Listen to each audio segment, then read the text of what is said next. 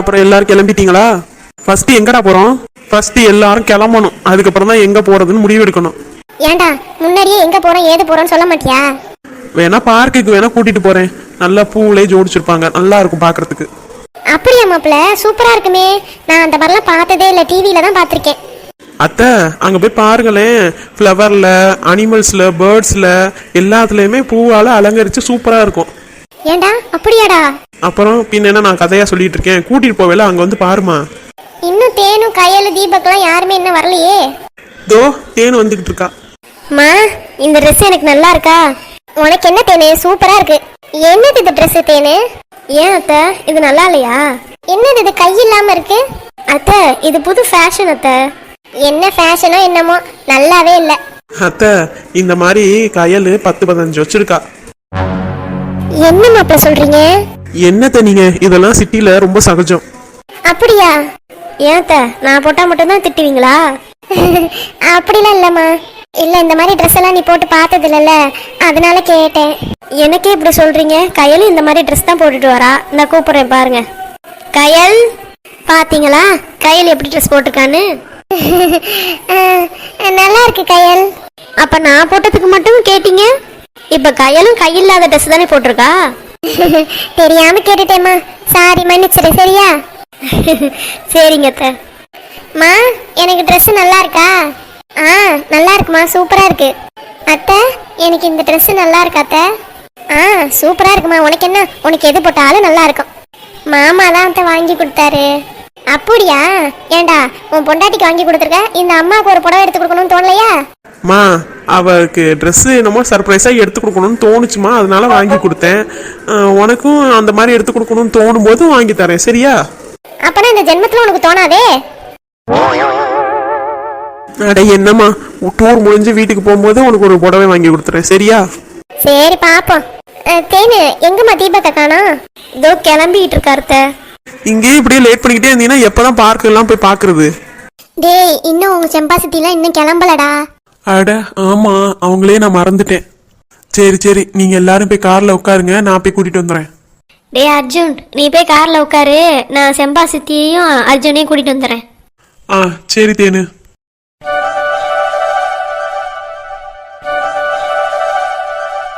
எப்படியோ சாப்பிட்டாச்சு. தோசையே ஊற்ற தெரியலனாலும் குட்டி குட்டியா ஊத்தியாவது சாப்பிட்டாச்சு.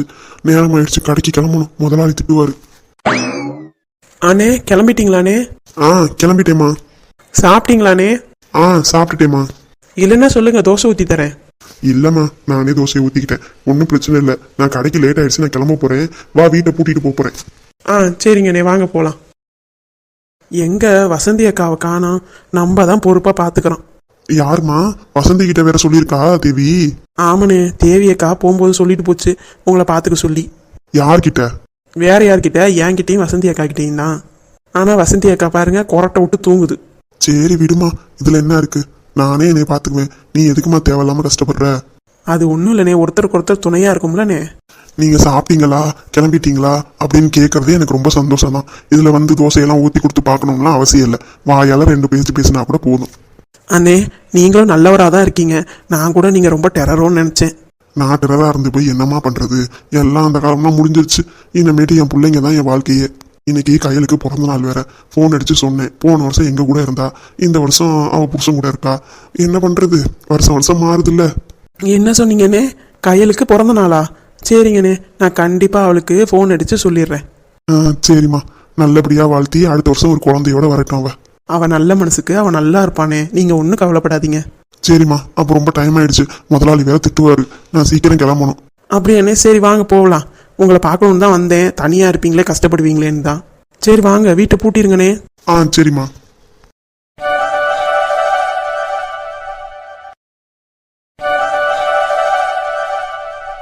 நினைத்ததை நடத்தியே முடிப்பவன் யார்? நான் நான் நான். என்னடா இது ஆச்சரியமா இருக்கு.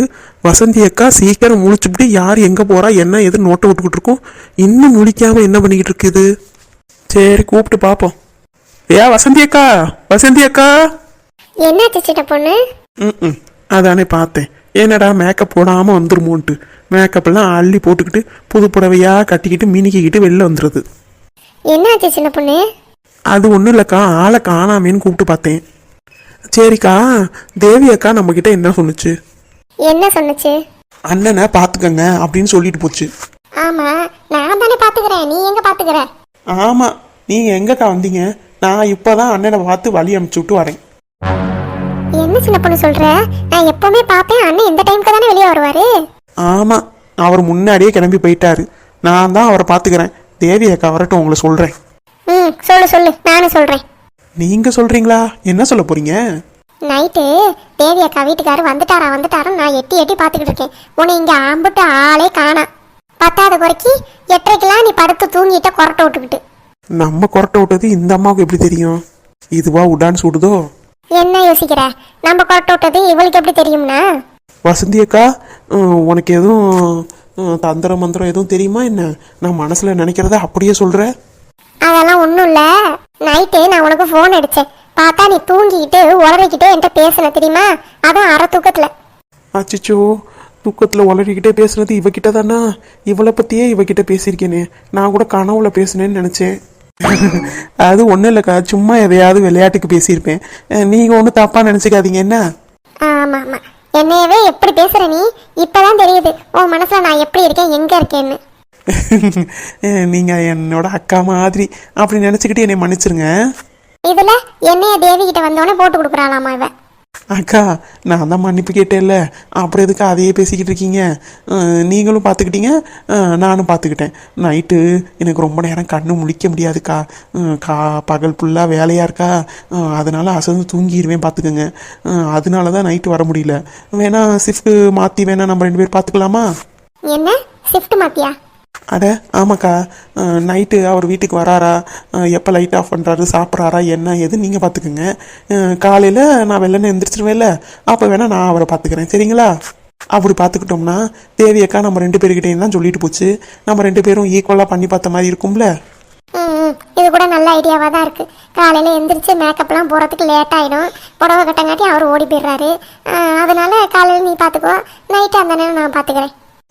சரிங்கக்கா, குட் டீலிங்.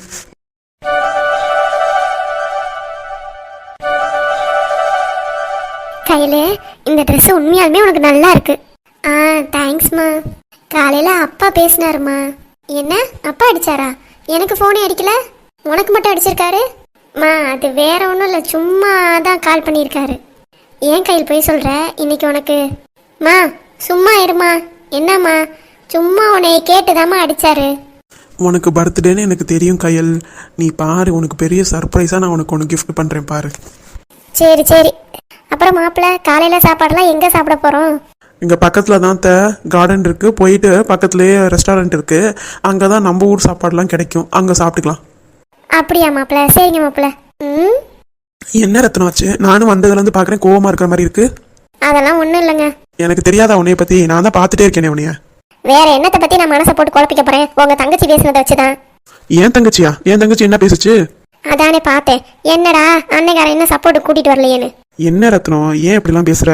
பின்ன என்னங்க, தேன் அழகா ட்ரெஸ்ஸை போட்டுட்டு வரா, என்னம்மா அதட்டா, நீ எதுக்கு இந்த ட்ரெஸ்ஸை போடுற, கையில் அதை ட்ரெஸ்ஸை போடுறேன்னு. தாமாக போட்டுட்டு வந்தோடனே அமைதியா இருக்கா, நல்லா இருக்குன்னு சிரிக்கிறா. இது என்ன, அவளுக்கு ஒரு நியாயம் இவளுக்கு ஒரு நியாயமா? அப்படியா நடந்துச்சு? ஆத்தி, நீங்க அப்படியே பிளேட்டை மாத்திடுவீங்களே உங்க தங்கச்சிக்கு சாதகமா? அப்படிலாம் ஒன்றும் இல்லை ரத்னம், நம்ம கண்ணு முன்னாடி தான் நடந்துச்சு, அதையே உங்களுக்கு தெரியாத மாதிரி பேசுறீங்க. நீங்களா சப்போர்ட்டுக்கு வர மாட்டீங்க? சரி விடு ரத்னம், ஒரு சின்ன விஷயம் தானே, இது எதுக்கு ஊதி பெருசாக்குற? யாரு நான் பெருசாக்குறேனா?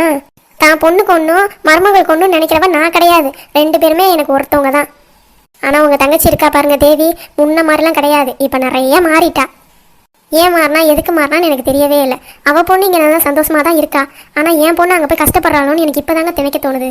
அதெல்லாம் ஒன்றும் இருக்காது, நீ பாட்டுக்கு வாய் வச்சுக்கிட்டு சும்மா இரு. ஆமாம், நான் தான் வாயை வச்சுக்கிட்டு எல்லா சண்டையும் வம்புக்கு இழுக்கிறேன் பாருங்க. கொஞ்சம் அமைதியா பேசுவேன், அவ காதுல விழுந்த போது பக்கத்துல தான் நிக்கிறா. விழுந்தாதான் என்னவா? என்ன பண்ணிட போறா அவ என்னைய? ரத்னம் ப்ளீஸ் ரத்னம், அவளுக்காக நான் உங்ககிட்ட மன்னிப்பு கேட்டுக்கிறேன். நீங்க என்கிட்ட மன்னிப்பு கேட்க வேண்டிய அவசியம் எனக்கு இல்லை. ஆனா என் பொண்ணு இந்த மாதிரி நடத்தும் போது, என் கண்ணு முன்னாடி நடத்தும் போது எனக்கு ரொம்ப கஷ்டமா இருக்கு.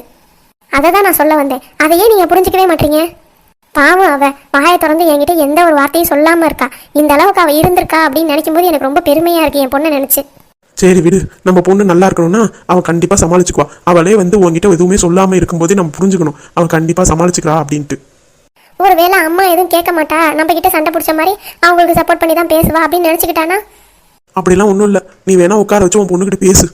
பேச தான் போகிறேன். கண்டிப்பாக எனக்கு டைம் கிடைக்கும் போது அவள்கிட்ட நான் பேசுவேன். சரி சரி, இப்போதைக்கு அமைதியாக இரு. ஊருக்கு வந்திருக்கோம், சண்டை எதுவும் போடாமல் இருந்துக்கணும். உங்களுக்காகவும் கையலுக்காகவும் நம்ம பொண்ணுக்காகவும் நம்ம பையனுக்காகவும் நம்ம மாப்பிள்ளைக்காகவும் தான் நான் ரொம்ப அமைதியாக இருக்கேன். அதுக்கு மேலே போச்சுன்னு வைங்க, நீங்கள் தான் எதாக இருந்தாலும் பார்த்துக்கணும்னு சொல்லிட்டேன். அங்கே பாரு, செம்பாவும் அவள் பையனும் வரா. அவங்க இருந்தால் எனக்கு என்ன? நீ பாட்டுக்கு செம்பா கிட்ட உலகி வைக்காத, அவ்வளோதான். அவள் இங்கிட்டு சொல்லி அங்கிட்டு சொல்லி ஊதி பெருசாக்கி விட்டுருவா.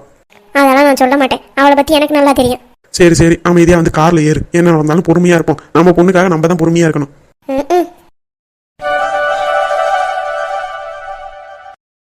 ஏண்டி செம்பா, நம்ம என்ன பார்க்குக்கு தானே போகிறோம்? ஏதோ பார்ட்டிக்கு போகிற மாதிரி இவ்வளோ மேக்கப்பு, இவ்வளோ நகை எல்லாத்தையும் அள்ளி போட்டு கொண்டு வந்திருக்க. அப்புறம் எங்கக்கா நம்ம போடுறது? நம்ம காலமும் முடிஞ்சு போச்சு, இருக்கிற காலத்தில் அனுபவிக்கணும்ல. தெரிஞ்சிருந்தா நானும் போட்டுட்டு வந்திருப்பேன். ஆமாம், காலம் போன கடைசியில் எல்லாத்தையும் மாட்டிக்கிட்டு திரிய போகுது. ஏன்க்கா நீயே போட்டுட்டு வந்திருக்கலாம்ல? நான் நீயும் போட்டுட்டு வருவேன்னு நினச்சில போட்டேன். சின்ன பிள்ளை நீ என்ன இப்படியா இருந்தா? இன்னும் அழகாக மேக்கப்போட இருப்ப. சரி விடு, அடுத்த பிளேஸுக்கு போகும்போது சொல்லுவாள்ல, அப்போ வேற ஏதாவது மாட்டிட்டு வந்துடுறேன். கையல் எவ்வளோ அழகாக இருக்காங்க இந்த ட்ரெஸ்ஸில்.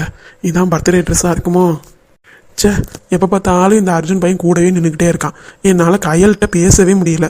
என் ஜீவாட்ட பேசாமல் என்னால் இருக்கவும் முடியல. அப்படியே என் ஜீவா மாதிரியே இருக்கான் மாடர்ன் ட்ரெஸ்லாம் போடும்போது. ஜீவா மாறி என்ன, இவ தானே என் ஜீவா.